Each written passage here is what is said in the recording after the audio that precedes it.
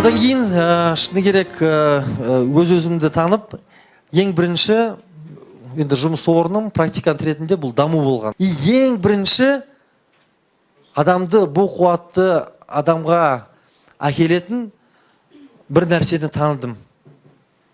Нетворкинг.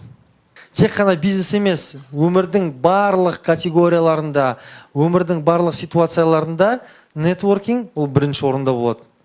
Бизнесте 70-80% бөлігі бұл нетворкингке байланысты болады.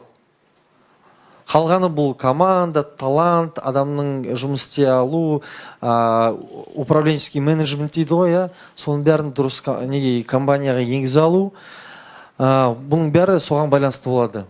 Ең бірінші нетворкинг. Ал одан кейін айтатын нәрсе бұл бұл бірінші сатысы, ал foundation, фундамент дейді ғой, фундамент мен айтып кеткендей бұл дисциплина. Адам өз-өзінің, мысалы, спортқа келу, адам өз-өзінің, мысалы, план жасау. Осы аудитория отырған, мен ықылас ниетпен келген адамдар ғой, шындарыңды айтыңыздаршы, ертеңгі күнге, мысалы, планы бар адамның өзі қолын көтерсінші. Ертеңгі күнге өзіңіздің планыңыз бар, Мына жерде 40%-ға дейін адам жетіпті ғой, сіздерге дуғал шапалақ. Ал қалғандар 60%-ке мен айтатын бір. Бүгін үйге келіп, өзіңіздің бір ежедневник болса, бір блокнот, тетрадь болса, сол тетрадьті алып, қағаз болсашы, сол қағаздың бетіне ертеңгі күнге қандай планыңыз бар, соны жазу керексіз.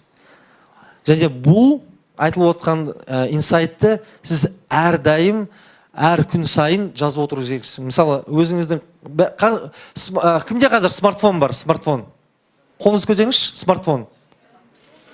Любой смартфон, Samsung не болсын, бәрінде телефон бар, Телефонда қазір функция бар да, календар деген. Сол календардың ішіне кірсеңіз, өзіңіздің планыңызды сағат сайын, минут сайын, секунд сайын жазып отыруыңызға болады. Және ол өзіңізді енді қайта-қайта сізге информацияны беріп отырады, напоминание ретіндеші.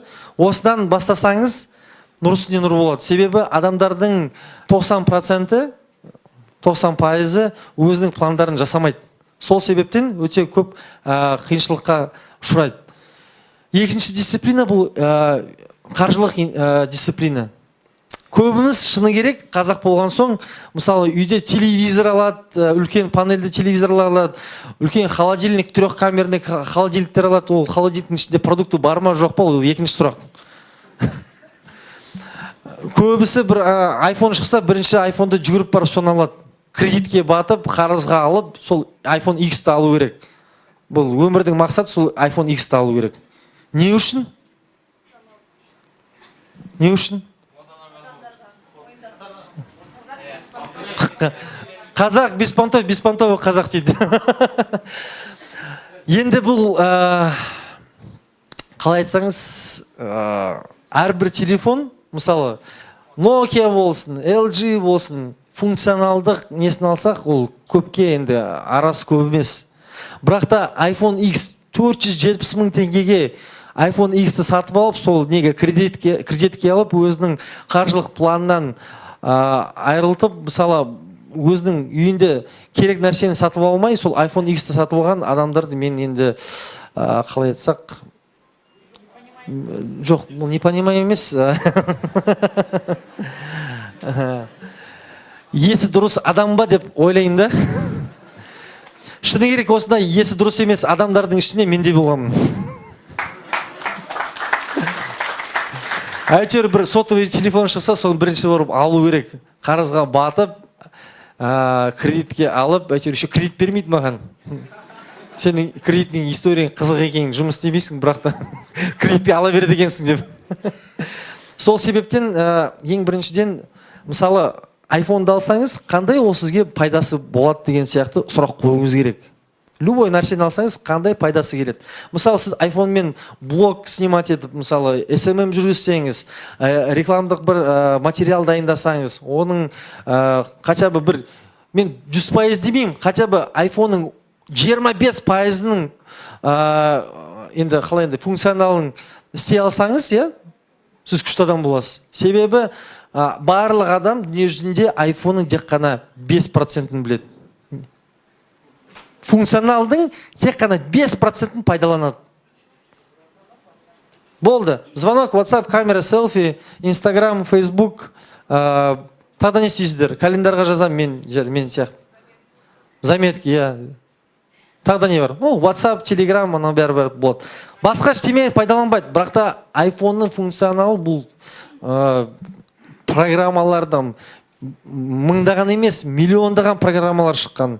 Көп нәрсені істеуге болады, бірақ та адамдарға бұған енді сілтемелерді де қарайды да, болады, болмайды, оны бәрібір деп. Ал шыны керек, сіздер өзіңіздің қаржылық дисциплинаңызды жасасаңыз, мысалы, кімнің зарплатасы 200 мыңнан асады? Көтеріңізші қолдарыңызды. О адам счастливчик екен. Қалғандардың бәрі студент, өзіңіздің енді алып отқан зарплаталарыңыздан, мысалы, ай сайын бір 10%-ін депозитқа салып отырсаңыз, қызық нәрсеге келесіз. Біріншіден план жасау керек, екіншіден осы қаржылық планға сәйкес өзіңіздің 10%-ін депозитқа салып отырсаңыз, сіз дүниежүзіндегі 3% адамға кіресіз. 3% өз-өзінің алға тарту, жоспарлау өмірін және бұл қуатты адам болуға енді әбден дайын адамдардың 3%-на кіресіздер. Қалған 97% бұндай істерді істемейді. Бүгінгі тамағын жейді, бүгінгі единицасын телефонына салады, бүгінгі бір киім киеді, ешқандай депозит туралы, ешқандай қаржылық план туралы, өзінің өмірдегі план туралы бұл жерде сөзді қозғалмайды. Тек қана 3% адам осыны істейді. Сіздер бүгінгі инсайтты пайдаланып, өзіңізге жазып алыңыздар. Біз сіздермен келешекте бір айдың ішінде тағы бір жиын осылай бір істейміз. Сол жиынға келіп, өзіңіздің бір айда осы инсайтқа енді инсайтты пайдаланып, қандай жетістіктерге жеттіңіздер, қандай пайдасы бар болды, осы информация маған бересіздер. Уәде бересіздер ма? Осы инсайттарды мен сіздерге бостан-бос айтып отырған жоқпын. Себебі бұл инсайттарды Брайан Трейси, Роберт Кийосаки, Хилл болсын, Гейтс, Цукерберг, енді бай қуатты адамдар, дүниежүзілік бизнеспен, worldwide бизнестермен айналысып жатқан адамдар осы системамен жұмыс істейді. Себебі ең бастысы бұл өмірлік жоспар.